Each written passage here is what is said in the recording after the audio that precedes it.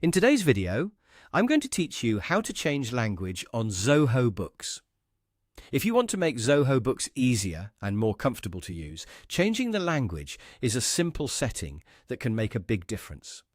This is especially helpful if you prefer working in another language, or if you're setting up the account for someone who feels more confident navigating the platform in their native language. The good news is that this adjustment only takes a moment once you know where to look. To get started, open your Zoho Books account and sign in as you normally would. Make sure you're fully logged in and on the main dashboard before moving forward. If your page is still loading, give it a few seconds so all menu options appear properly.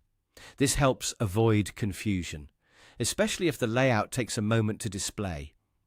Once you're inside your account, look towards the top area of the screen for the gear icon. This is the settings area, and it's where you can manage different account preferences and system options. Go ahead and click the gear icon to open the settings menu. After that, click on Profile.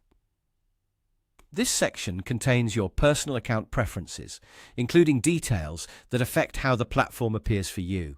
If you're sharing the account with a team, keep in mind that profile settings usually apply to your own user experience, rather than changing the setup for every user on the account. Inside the profile area, locate the language setting.